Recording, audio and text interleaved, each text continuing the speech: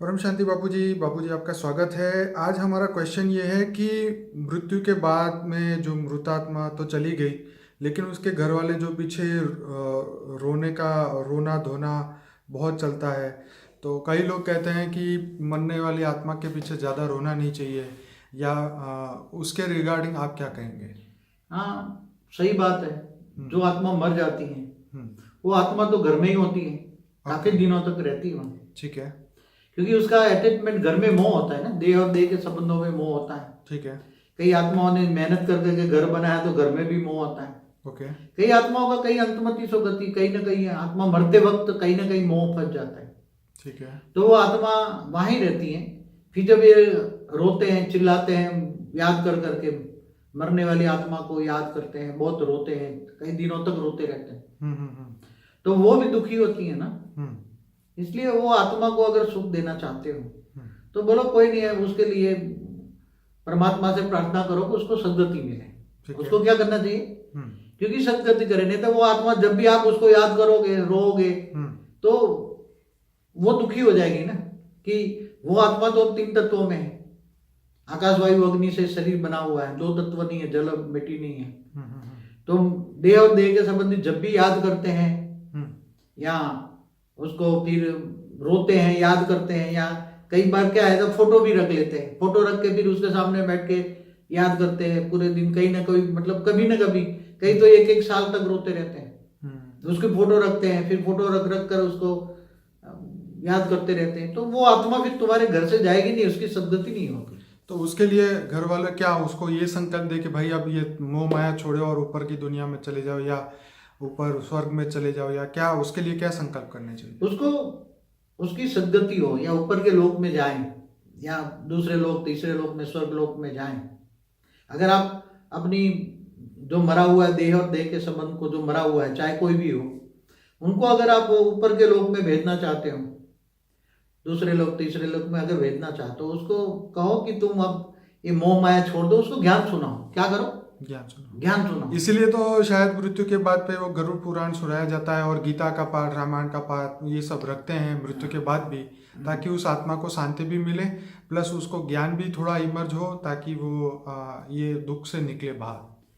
गरुड़ पुराण में क्या है कि वो आत्मा की बहुत पुरानी फिलोसॉफी है गरुड़ पुराण में, कि मरने के बाद नरक में कैसे जाती है, स्वर्ग में कैसे जाती है, वहां क्या क्या उसको दुख दर्द मिलता है, वो सब याद दिलाया जाता है ना। वो याद दिलाया जाता है। तो फिर क्या वो आत्मा और भी दुखी हो जाती है। अब ऐसे गरुड़ पुराणों की जरूरत नहीं है आज की तारीख में, ये सब आउट ऑफ डेट हो गए।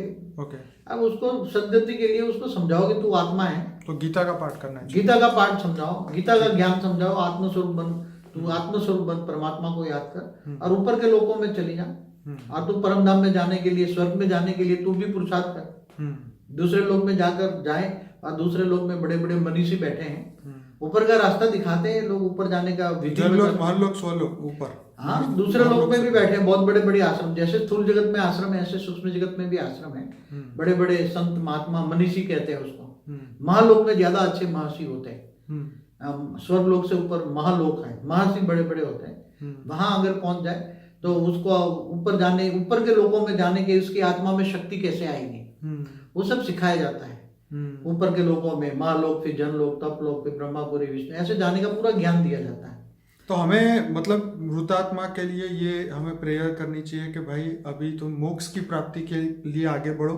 अब शरीर तो है नहीं, अब एक और मौका है कि मोक्ष की प्राप्ति के लिए अपने कर्मों को पूरा करके, ये काम, क्रोध, लोभ, मोह, अहंकार के जो विचार है सबको त्याग के इस धरती लोक को छोड़ने के लिए हमें उसको सजेशन देना चाहिए, संकल्प देना चाहिए, और ऊपर के लोक में जाए, ताकि उसकी ऊपर की यात्रा जो है उसकी शुरू हो जाए परम धाम पहुंचने के। उसकी सद्गति होगी। उसको याद करते हो तो उसको ये करो कि तुम समझाओ कि ऊपर के लोकों में तुम चले जाओ, ये मृत्यु लोक के छोड़ दो, ये मृत्यु लोक है, मृत्यु लोक में जन्म मत लेना, ये भी समझाओ तुम। ओके।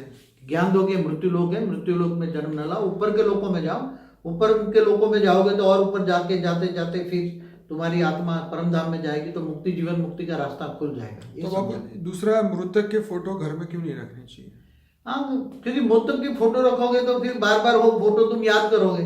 ठीक है। देखोगे तो याद करोगे ना, फोटो देखोगे तो याद करोगे। फिर माला चढ़ाते हैं, कई फूल चढ़ाते हैं, कई भोग लगाते हैं मरने वालों को। तो फिर क्या है, तो वो आत्मा फिर तुम याद करते तो वो घर से बाहर निकलती नहीं, घर में ही रहती है, तुम्हारे साथ ही रहती है। ठीक है। तो उसकी सदगति कैसे होगी? वो घर में बैठी रहेगी। फिर धीरे धीरे अब तो तुम्हारे पास, तुम जो कहते हो नहीं, अगर तुम घर के अंदर उसके सिद्धांत के खिलाफ कोई भी तुम आचरण करोगे तो तुम्हें परेशान करेगी वो आत्मा। फिर वही आत्मा 2-4 महीना 6 महीना अच्छी रहेगी, मगर बाद में वो घर में बैठी है तो नहीं बोलती, फिर प्रेस करा के बोलेगी मुझे भोग लगाओ, ये लगाओ, मेरा ये करो, ये करो। और फिर जो बच्चे हैं ना, जो थोड़ा वो, अगर उसका स्वभाव संस्कार कंजूस का था और बच्चे ज्यादा पैसा उड़ा रहे हैं, कमा रहे हैं और उड़ा रहे हैं, तो उसको बच्चों को फिर किसी में प्रेस करके बोलेगी, अपना अपना सिद्धांत समझाएगी, फिर परेशान करेगी। तो ऐसी किसी भी जो आत्मा के साथ कर्म, ये ड्रामा है, ये क्या है, एक नाटक देखते हो ना आप जी। तो एक नाटक धरती एक नाटक है, रंगमंच है। तो रंगमंच में जैसे एक्टर आते हैं जाते हैं, आते हैं जाते हैं ना, तो आते जाते रहते हैं ना एक्टर। तो ये समझो कि भी हमारा कर्म बंधन था, अब उसको कर्म बंधन चुकते कर दो, उसको भूल जाओ तो कर्म बंधन चुकते हो जाएगा ना, नहीं तो कर्म बंधन फिर मतलब उसको अपने कर्मों पे छोड़ देना चाहिए कि भाई अब तुम आगे का अपना देखो, और हम लोग जो धरती पे हैं हम अपना कार्य करेंगे, हम अपनी मोक्ष के लिए काम करेंगे, आप अपने मोक्ष के लिए सोचो। उसकी सदगति कैसे हो, तो उसको ये ज्ञान सुनाना चाहिए। और कई लोग क्या करते हैं कि कई सालों तक फोटो रखते हैं, दादा का, नाना का, क्या फोटो रख के बैठ जाते हैं, मोह के वश। तो ये मोह तो छोड़ना ही है ना। भक्ति मार्ग में क्या कहते हैं, विषय विकार मिटाओ देवा, पाप हरो देवा। तो विषय विकार में तो सबसे पहला मोह है। बाबूजी 1-2 साल ये सब चलता है, फिर बाद में कौन याद रख रहा है। आज परदादा को किसने ना देखा, ना फोटो है, ना कुछ। ये तो सिर्फ 5-10 साल की बात होती है, उसके बाद में सब फोटो निकाल के वैसे ही रख देते हैं। लेकिन मतलब याद कर करके उसको ऊपर जाने को रास्ता नहीं देते हैं कि भाई जाओ यहाँ से ऊपर की दुनिया में जाओ, अपना मोक्ष के लिए आगे बढ़ो। ये हमें संकल्प और सजेशन देना चाहिए मृतक आत्मा को। कई बार तो लोग वो कहीं जो ये ओझाओं के पास जाते हैं कि मेरा ये फादर मर गया तो कहाँ है, क्या कर रहा है, उसकी बात बताओ।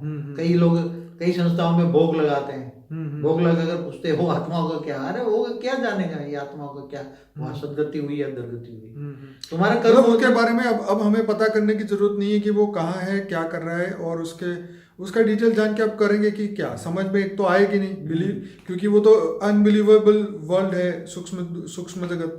तो ये स्थूल दुनिया के मनुष्य को तो सूक्ष्म दुनिया की बातें ना समझ में आएगी, ना उसको वो बिलीव कर पाएगा। इसलिए कई बार क्या है, कई आत्माओं को बुलाते हैं, कई लोग ऐसे विधि करते हैं ना, बुलाते हैं आत्माओं को। कई लोग बाबूजी हमारा कांटेक्ट इसलिए भी करते हैं कि भाई बाबूजी के पास दिव्य दृष्टि है, तो आप उनको बोलो कि हमारे इनकी अनसर्टेन डेथ हो गई थी, तो आप उनको जरा पूछो कि उनकी क्या इच्छा बाकी रह गई है। ये सब पूछवाते हैं मेन, क्या इच्छा बाकी रह गई थी या क्या वो चाहते हैं। अब ये सब चीजों का कोई मतलब है या नहीं है। देखो सभी आत्माओं को रिक्वेस्ट करूंगा कि मैं तो केवल ज्ञान देखता हूँ, ठीक है। मुक्ति जीवन मुक्ति कैसे हो इसका वीडियो देखो मेरी, फिर फ्यूचर वर्ल्ड क्या होने वाला है, आगे विश्व के परिवर्तन कैसे होने वाला है, और परम शांति के वाइब्रेशन फैलाने के लिए, दुनिया पर परम शांति फैले, ऐसे के लिए मेरा लक्ष्य यही है, विश्व परिवर्तन का मेरा लक्ष्य है। इन सभी चीजों का ज्ञान देता हूँ, मेरे पास सब कुछ जरूर है, मगर मैं इन लोगों के लिए मेरे पास टाइम नहीं है ना, टाइम नहीं है। अब ऐसी ये सब फालतू बातें हैं, इनके लिए मैं क्या, ऐसी एक आत्माओं के लिए मेरे पास टाइम थोड़ा है। इसलिए ऐसे मेरे से एक्सपेक्ट ना करे, और ना कहूँगा ऐसे एक्सपेक्ट करे, वो उनको सदगति हो जाएगा, उसको करोगे उसकी सदगति हो जाए, बस यही रखो। बाकी तो जो करेगा सो पाएगा। आप अपने अपने सोचो ना, आप परमात्मा को याद करो ना, किसी देहधारी को भी याद करते हो, परमात्मा को याद करो ना, आत्मस्वरूप। कृष्ण ने भी अर्जुन को यही कहा था ना, जब वो युद्ध पे जा रहा था, तो बोला कौन मरेगा कौन जिएगा ये तेरी समस्या नहीं है अर्जुन, तू अपने कर्म कर। तो हमें भी अपने कर्म करने चाहिए, और जो जा चुका है ऑलरेडी उसको लिए हमें अच्छे संकल्प करें कि भाई तुम सीधे परम धाम जाओ और परम शांति को पाओ। यही हमारे उनके लिए भी ये लक्ष्य होना चाहिए।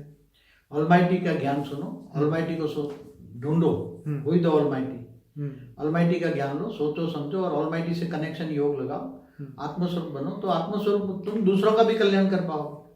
आत्मस्वरूप बनोगे तो आत्मा में इतनी पावर आएगी, इतनी पावर आएगी। ऑलमाइटी से डायरेक्ट योग होगा ना, योग माने कनेक्शन। तो पावर आएगी, तुम सभी इनका कल्याण करोगे, जो मर के गए हैं, देह और देह के संबंधों का भी कल्याण करोगे तुम, और तुम उनकी मुक्ति, जीवन मुक्ति का भी ज्ञान दो। तो हमारे वीडियो में मुक्ति, जीवन मुक्ति कैसे होती है, वो पूरा मोक्ष कैसे होता है उसमें। कई लोग ज्ञान देते हैं मगर वो क्या कहते हैं, तुम जो कोई भी धर्म आत्मस्वरूप का ज्ञान नहीं देता कि तुम कौन हो, तुम आत्मा हो, रूह हो, सोल हो, तो वो धर्म मैं समझता हूँ कि वो सही नहीं है। सबसे तो पहले कोई भी धर्म वाले या ऋषि मुनि जो भी हैं, धर्म संप्रदाय पंथ जो भी है, उसको पहले तुम आत्मा को समझाओ कि तुम कौन हो, कहाँ से आए हो, धरती पर क्यों आए हो, उसका लक्ष्य को समझाओ, और फिर बाद में परमात्मा का ज्ञान आता है। पहले खुद को जानो तो बाद में खुदा को जानोगे। चलिए बढ़िया बाबूजी, अब हम इस वीडियो को यहीं पूरा करते हैं। सभी श्रोताओं को कहेंगे कि हमारे 1500 वीडियोस यूट्यूब में हैं, हमारे चैनल को सब्सक्राइब करें, अनस्पोकन ट्रूथ प्लेलिस्ट जरूर देखें 90 वीडियो का, ताकि आपको इसमें और हमारा जो लाइफ आफ्टर डेथ का जो वीडियो है आप पूरा देखिए, हिंदी और इंग्लिश दोनों में है, ताकि आपको पता चले कि सूक्ष्म दुनिया भी क्या है और वहाँ पे मृतक आत्मा कहाँ से कहाँ उसकी गति होती है। ये सभी बात बापूजी ने अपने लाइफ आफ्टर डेथ के वीडियो में बनाई है और 15 लाख लोगों ने उसे देखा है। तो आप सभी उसको देखिए, शेयर करें। परम शांति। और कुछ कहेंगे बापू? परम शांति। परम शांति।